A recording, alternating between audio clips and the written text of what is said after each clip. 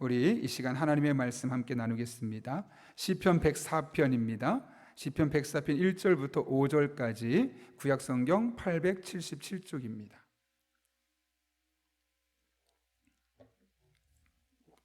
하나님의 말씀 함께 봉독하겠습니다. 내 영혼아 여호와를 송축하라. 여호와 나의 하나님이여, 주는 심히 위대하시며 존귀와 권위로 옷 입으셨나이다. 주께서 옷을 입은 같이 빛을 비추시며 하늘을 휘장같이 치시며 물에 자기 누각의 들보를 얹으시며 구름으로 자기 수레를 삼으시고 바람 날개로 다니시며 바람을 자기 사신으로 삼으시고 불꽃으로 자기 사역자를 삼으시며 땅의 기초를 놓으사 영원히 흔들리지 아니하게 하셨나이다. 아멘. 오늘 시작 전에 기도 제가 했으니까 곧바로 시작하겠습니다. 여러분 명절 행복하게 즐겁게 잘 지낼 수 있기를 바라고, 또 항상 우리 영락교회 교우분들은 어디를 가든 마스크를 잘 쓰셔서 우리 믿는 사람답게 믿음의 본을 잘 보여줬으면 좋겠습니다. 오늘도 지난주에 이어서 하나님의 섭리 두 번째 부분인데요, 우리가 지난주의 것을 잊어버렸을 것 같아서 잠깐 제가 요약하려고 합니다. 여러분 섭리가 뭐라고 그랬죠? 섭리를 알려면 창조를 함께 알아야 된댔죠. 창조는 하나님께서 이 세상에 만드셨던, 이 세상에 없던 것들을 만들어내는 일을 일컬어 창조라고 말하고, 섭리는 이렇게 만드신 것이 지속되도록 하는 과정, 이것을 일컬어 섭리라고 이야기했습니다.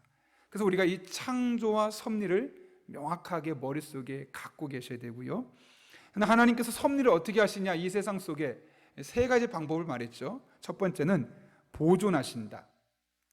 하나님께서 이 세상을 만드셨을 때 그 만드신 것이 그대로 유지되게 하시는, 제가 말했던 것처럼 만약 물이 오염이 되지 않겠습니까? 홍수가 많이 나서 흙탕물이 생기고 오염이 되지만 하나님의 창조 원리의 섭리 가운데 하나가 보존시키는 거기 때문에 물이 다시 깨끗하게 정수되는, 저절로 깨끗하게 되지 않겠습니까?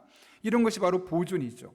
협력은 피조물을 통해 이 세상에서 일하신 하나님의 지속적인 활동, 제가 이야기했던 것처럼 하나님이 직접 하시는 것이 아니라 이 세상의 자연물, 이 세상에 피조된 것을 통해서 하나님이 또 다른 일을 행하신다는 것이죠. 세 번째는 통치, 하나님의 어떤 목적을 가지고 이 세상을 통치해 나가신다. 이 셋 다 중요한 것은 뒤에 지속적인 활동이라는 것이죠. 그래서 하나님이 보존하시고 피조물과 협력하시고 또 하나님의 분명한 목적을 갖고 이뤄가는 이 세 가지의 지속적인 활동을 일컬어 우리는 하나님의 섭리다라고 한다고 했습니다. 그 뒤에 하나 더 있다면 하나님의 섭리는 어디에 미치느냐? 이 세상 모든 것에, 자연뿐만 아니라 사람의 마음까지도 하나님의 섭리 가운데 있다라고까지 이야기했죠. 오늘은 계속 이어서 이 죄의 문제를 한번 생각해 보려고 합니다. 여러분, 세상의 모든 것을 하나님이 섭리하셨다면 그럼 죄에 대한 책임도 하나님이 있는 거 아닐까요? 종종 그런 질문을 하는 분들이 있으십니다. 실제로 그럴까요? 하나님이 사람의 마음도 자연도 보존하시고 협력하시고 통치하시니까 그럼 죄도 하나님 책임 아니냐? 인간은 하나님이 섭리하는 것 가운데 어쩔 수 없이 휩쓸려간 거 아니냐라고 우리가 말할 수 있습니다. 그러나 성경은 그렇지 않다고 말하죠. 우리 창세기 45장 8절 말씀 같이 한번 읽겠습니다. 그런즉 나를 이리로 보낸 이는 당신들이 아니요 하나님이시라. 하나님이 나를 바로에게 아버지로 삼으시고 그 온 집의 주로 삼으시며 애굽 온 땅의 통치자로 삼으셨나이다 라고 말씀하고 있습니다. 여러분, 이 사건의 배경이 어디입니까?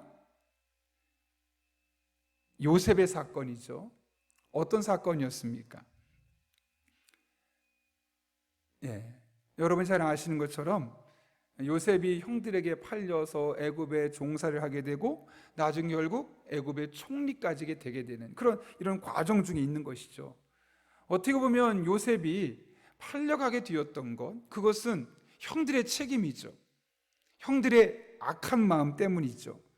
그런데 요셉이 뭐라고 말하냐면 나를 이리로 보낸 것은 형님들이 아니라 하나님이십니다 라고 말하는 겁니다. 이것만 보면 어떤 마음이 생깁니까? 하나님이 형님들을 뒤에서 조장해서 요셉을 팔아 넘기게 하셨구나 하나님이 나쁜 분이시네. 사람의 마음으로 요셉, 선한 사람을 저렇게 악하게 힘든 일에 처하게 하신 거네 라고 마치 악을 조장하고 죄를 조장하는 것처럼 보일 수 있습니다. 그러나 요셉이 애굽의 종으로 팔려간 것은 형들의 죄악, 즉 욕심과 시기심 때문이었습니다. 하나님은 그 형들의 악한 마음을 선용하셨을 뿐이죠. 그것을 두셨다가 오히려 그것을 합력해 선을 이루신 것이지, 하나님이 그들을 악하게 해서 그런 나쁜 일을 하게 하신 것은 아니라는 겁니다. 더 자세한 내용은 뒤로 한번 가면서 살펴볼게요.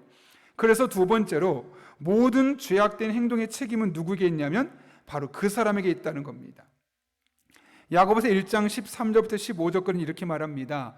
사람이 시험을 받을 때 내가 하나님께 시험을 받는다 하지 말지니 하나님은 악에게 시험을 받지도 아니하시고 친히 아무도 시험하지 아니하시느니라. 뭐라고 말씀합니까? 하나님은 악에게, 즉 악한 영에게, 사단에게 시험을 받지도 않으시고 또 사람을 시험하지도 않으신다. 뿐만 아니라 오직 각 사람이 시험을 받는 것은 자기 욕심에 끌려 미혹됨이니 욕심이 잉태한즉 죄를 낳고 죄가 장성한즉 사망을 낳느니라 라고 되어 있습니다. 여러분, 사람이 죄를 짓는 이유가 무엇 때문이라고 말합니까? 하나님이 아니라는 것이죠. 물론 여러분 앞에 좀 전에 읽었던 것처럼 하나님은 사람에게 시험을 받지 않으신다라고 말할 때 이 시험은 페이라조, 유혹 혹은 미혹이라는 단어로 바꿀 수 있을 겁니다. 그리고 하나님이 직접 사람을 그렇게 미혹하거나 유혹하지 않으신다는 것이죠.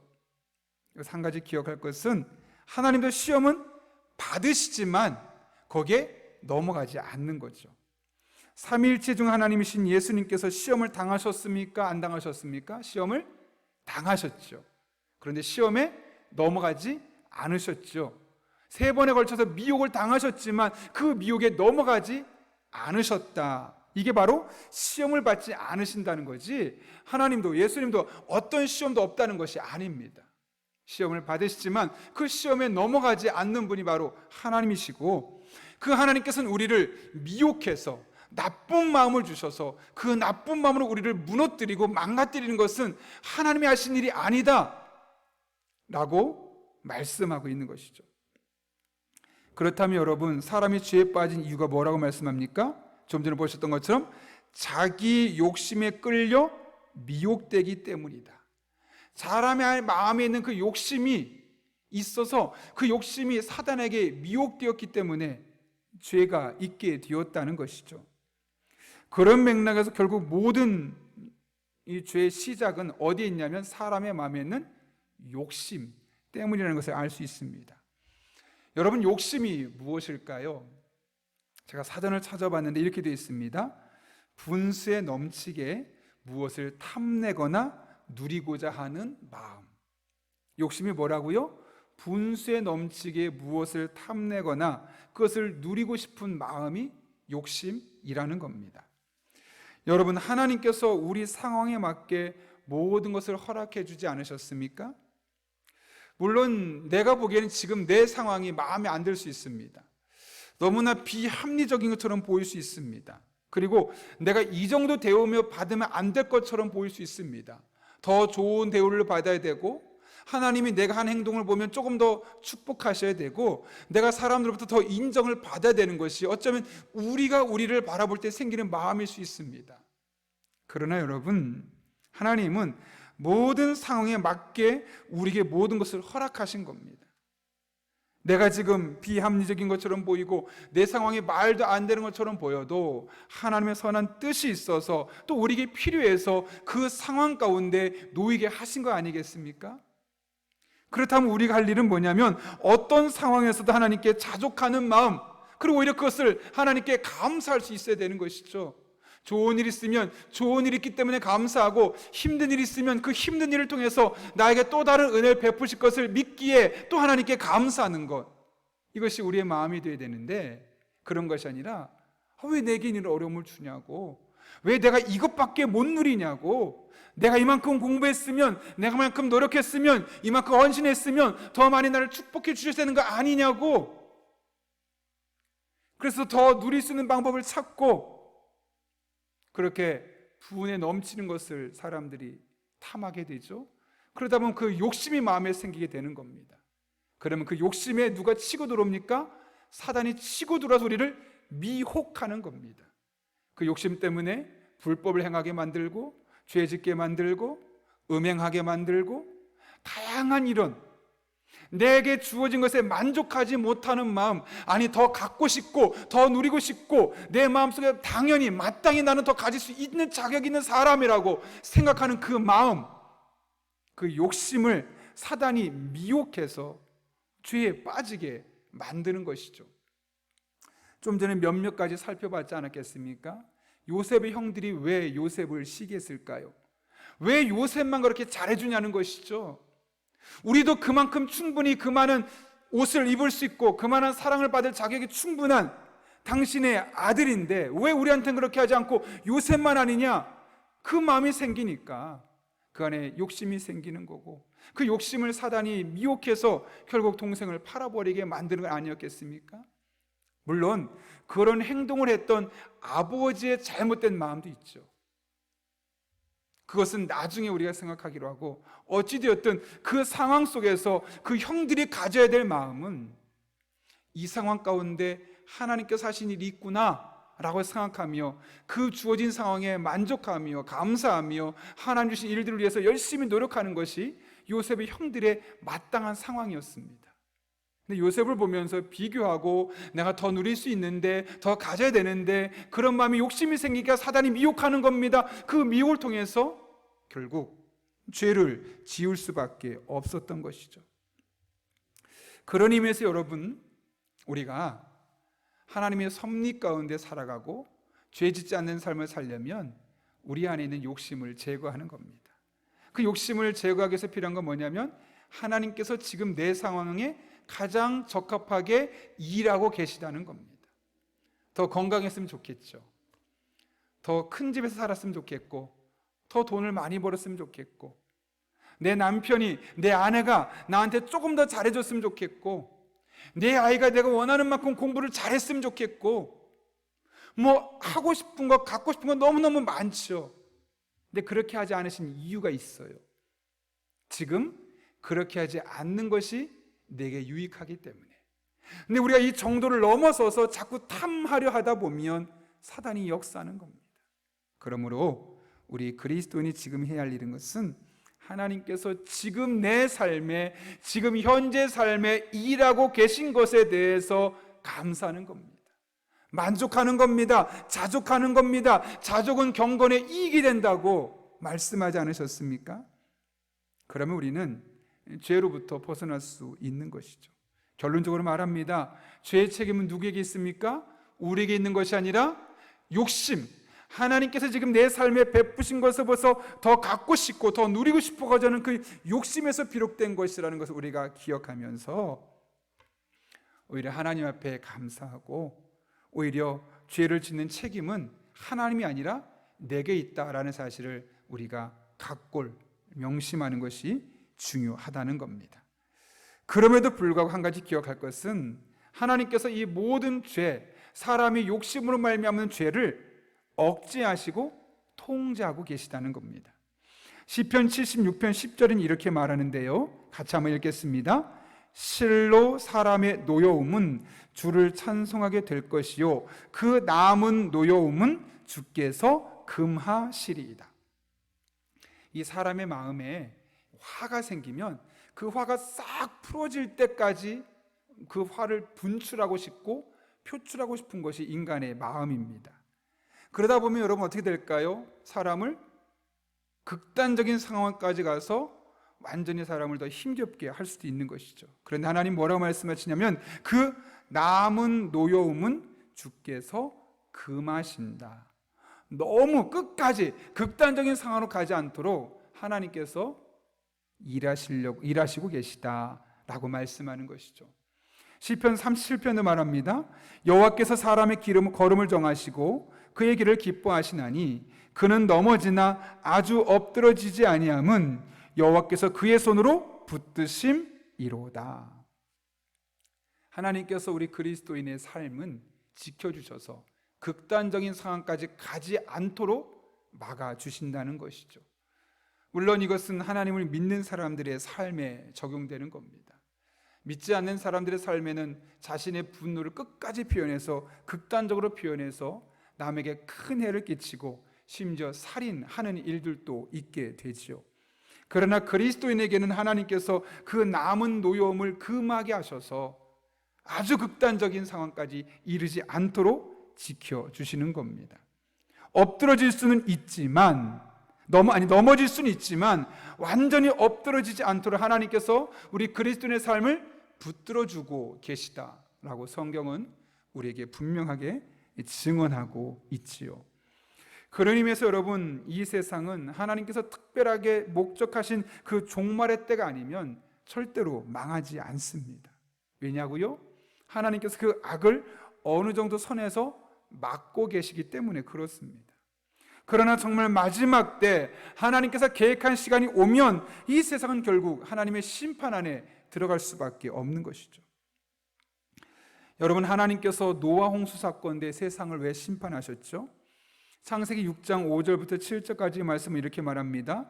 여호와께서 사람의 죄악이 세상에 가득함과 그의 마음으로 생각하는 모든 계획이 항상 악할 뿐임을 보시고 땅에 사람 지으셨음을 한탄하사 마음에 근심하시고 이르시되 내가 창조한 사람을 내가 지면에서 쓸어버리되 사람으로부터 가축과 기는 것과 공중의 새까지 그리하리니 이는 내가 그것들을 지었음을 한탄함이라 하시니라. 뭐라고요? 하나님께서 이 세상에 너무나 죄악이 가득 차게 되면 그때까지 기다리시다가 결국 심판하시게 된다는 거죠.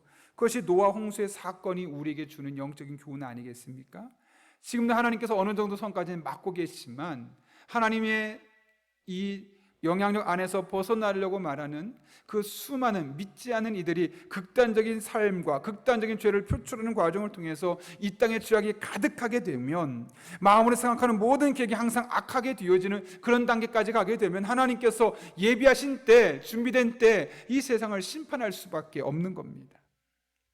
사실 이 세상의 심판은 이미 하나님의 뜻 안에 정해져 있죠. 우리가 언제인지 알지 못할 뿐이지 말세에 때려가게 되면 자기만 사랑하며 사람 앞에 죄를 짓게 되며 결국 창세기 말씀처럼 세상의 죄악이 가득하고 마음으로 생각하는 모든 것이 악한 시대가 되어서 하나님께서 심판할 때가 올 수밖에 없는 겁니다. 그렇다면 여러분, 이 세상에서 어쩔 수 없이 하나님의 심판이 임하게 되었는데 이 세상에서 우리가 해야 할 일은 과연 무엇이겠습니까? 너무나 당연하지 않겠습니까? 세상을 심판하지 말아달라고요? 조금만 더 살아갈 수 있게 해달라고 기도하는 것이 또 그렇게 노력하는 것이 정상일까요? 아니죠. 하나님의 심판은 결국 찾아오게 되어 있습니다. 그렇다면 이 세상에서 심판이 예정된 상황에서 우리가 해야 할 일은 너무나 명확하죠. 한 사람이라도 죽어가는 영혼을 더 건지는 것밖에 없습니다. 만약 여러분이 침몰하고 있는 타이타닉호에 타고 있다면 오래전에 있었던 영화죠. 한번 생각해 보십시오. 한번 눈을 감고 그 상황 속에 들어가 보십시오. 만약 여러분이 타이타닉호가 침몰하기 시작한다는 이야기를 들었다면 그 타이타닉호에서 할 수 있는 일이 무엇이겠습니까? 물론 무릎 꿇고 하나님 저 살려주세요. 이 타이타닉호가 극적으로 침몰하지 않게 해주세요 라고 기도할 수도 있겠지만 타이타닉호가 침몰하는 것은 기정사실이라는 것을 알게 되었을 때 그 순간 여러분이 해야 할 일은 무엇이겠습니까? 한 사람이라도 건져내는 것. 왜요? 어차피 침몰하는 그 배에서 한 사람이라도 건져내는 것이 최선 아니겠습니까? 그것도 어렵다면 그 타이타닉호에서 죽어가는 영혼들을 위해서 찬양을 연주했던 그 사람들처럼 적어도 그 마지막 순간에 하나님을 바라보게 만드는 것, 그것이 심판하는 이 세상을 향한 우리의 해야 할 일 아닐까요? 그때 이 바이올린으로 연주했던 찬송이 내 주를 가까이 하게 함은이라고 하더라고요. 제가 검색해 봤더니 그런 결과가 있었습니다. 죽어가는 사람들 앞에서 내 주를 가까이 하게 함은, 지금 우리가 할 것은 주님께 가까이 하는 것입니다 라는 그 심판의 상황에서, 침몰하는 상황에서 오히려 주님을 바라보게 하는 것, 그것이 그 사람들의 영혼을 건지는 것이라고 생각했기 때문에 그들은 그렇게 장렬하게 죽어갈 수 있었던 것이죠. 여러분, 이 세상은 언젠가 심판하게 되어 있습니다. 지금 그것을 향해서 조금씩 나아가고 있는 것이 보이지 않습니까? 점점 세상의 죄악이 더욱더 심해지고 있고 많아지고 있고, 사람들의 마음속에 죄악이 온갖 생각하는 것이 죄악뿐이라는 사실을 우리가 당연하게 경험하고 있는 거 아니겠습니까? 지금 이 세상에서 우리가 해야 할 일은 너무나 명확하죠.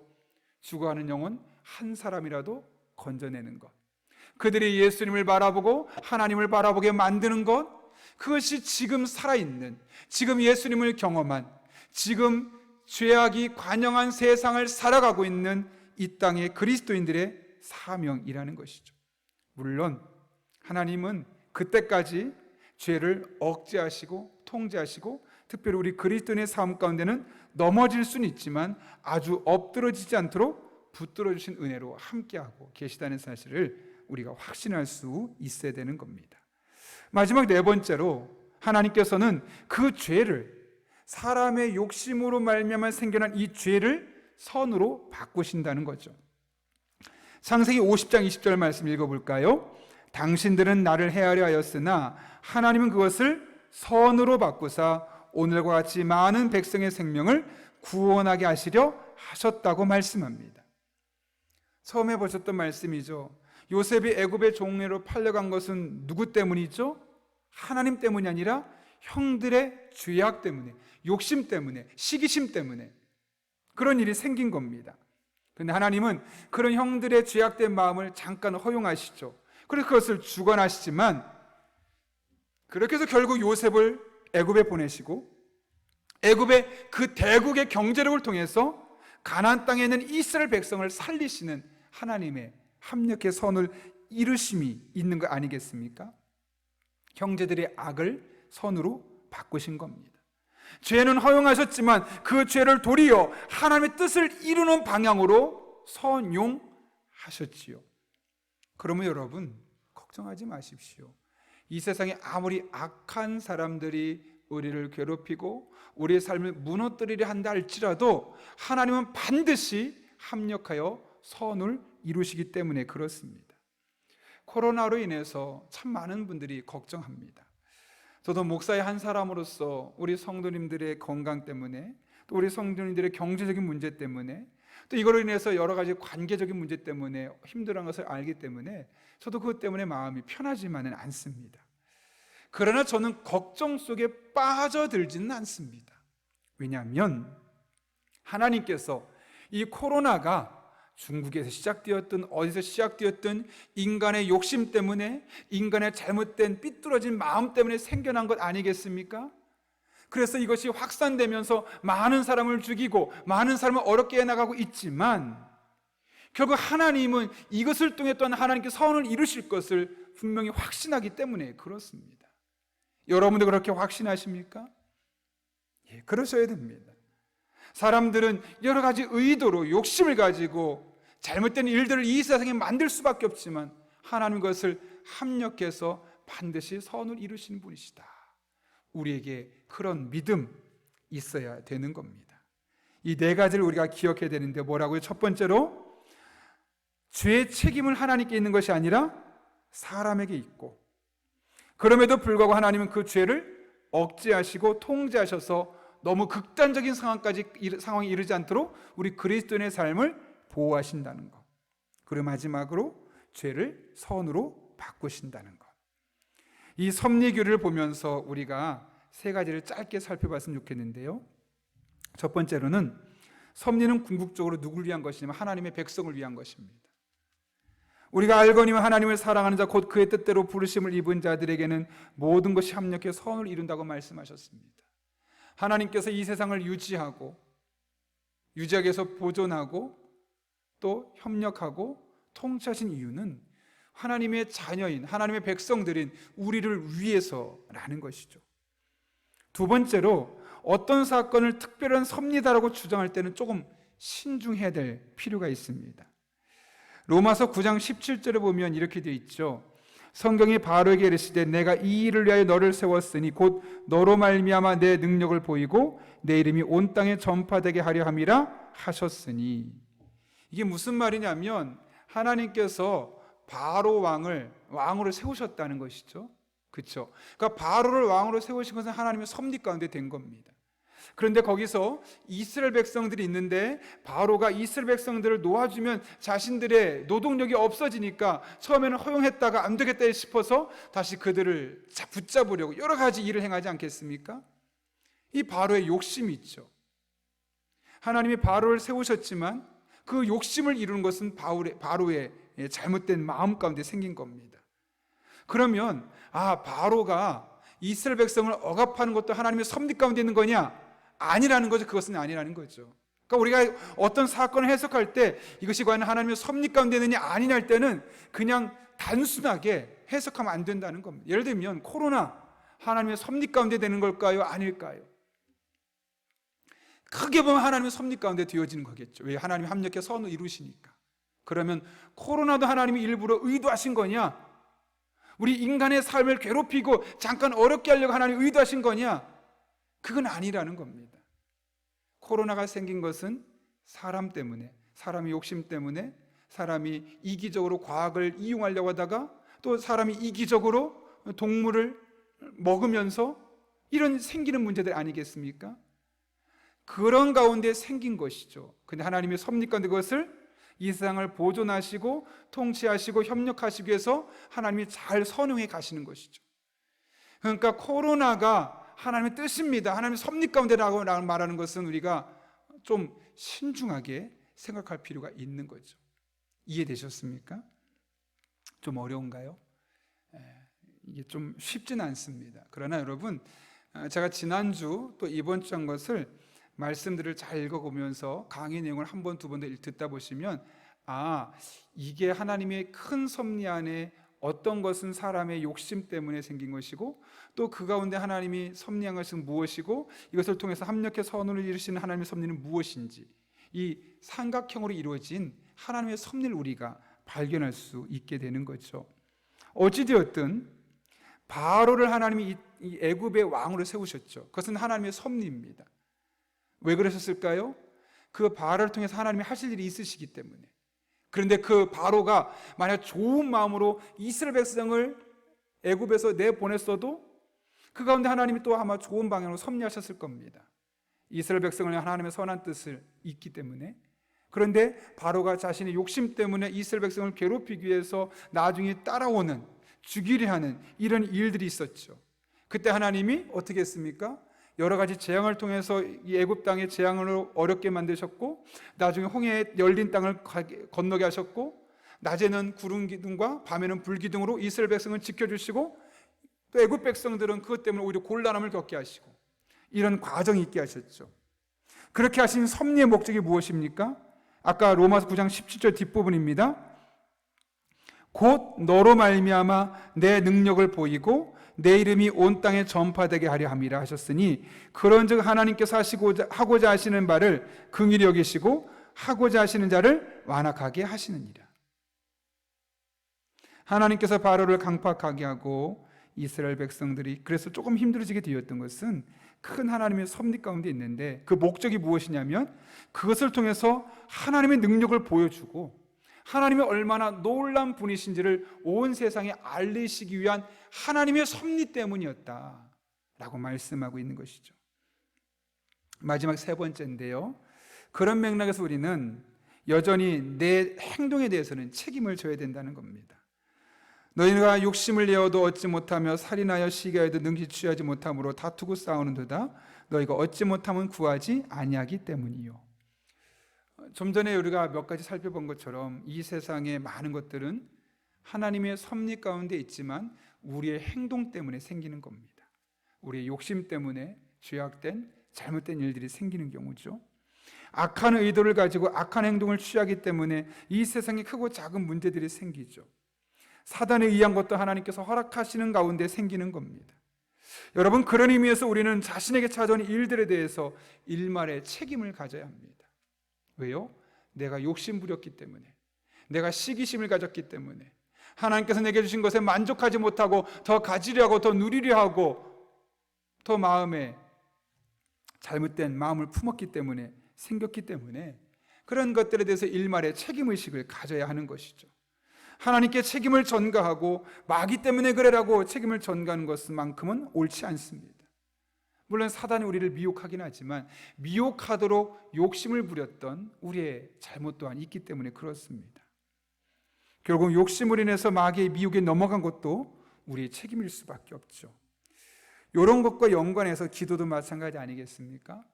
하나님께서 섭리 가운데 우리에게 많은 것을 주시기로 이미 약속하셨습니다. 섭리하셨습니다. 그런데 조건이 있죠. 뭡니까? 구하는 겁니다. 야고보서 4장 2절 말하죠. 너희가 얻지 못하면 구하지 아니하기 때문이요. 이 말은 뭘까요? 구하면 주실 건데 구하지 않았기 때문에 얻지 못한다 라고 말씀하고 있는 겁니다. 그런 의미에서 우리가 구하지 않았기 때문에 결국 내가 하나님께서 내게 주시기 원하는 은혜를 누리지 못한 것은 하나님의 능력이 없어서도 아니고 하나님이 주고 싶지 않아서도 아니고 내가 기도하면 내가 하나님께 구했으면 당연히 누릴 수 있는 것인데 그것을 내가 구하지 않았기 때문에 누리지 못했다는 것 기억해야 한다는 겁니다. 누구 책임이냐면 바로 내 책임입니다. 이렇게 하나님은 우리의 행동에 따라서 하나님의 섭리를 펼쳐가는 겁니다.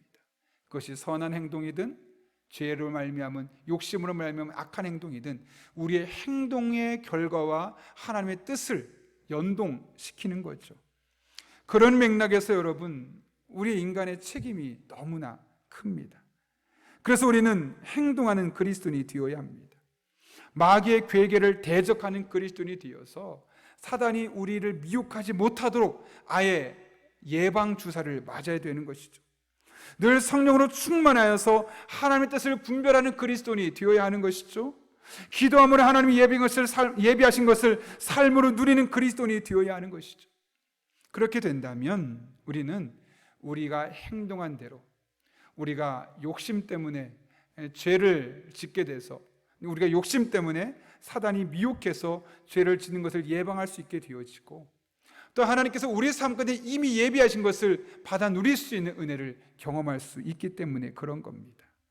그러므로 우리 삶 가운데 베푸실 하나님의 은혜를 기억하고 삼으며 더 기도하고 더 행동하고 더 하나님의 은혜 가운데 살기로 결단하는 저 여러분 될 수 있기를 예수님의 이름으로 축원합니다.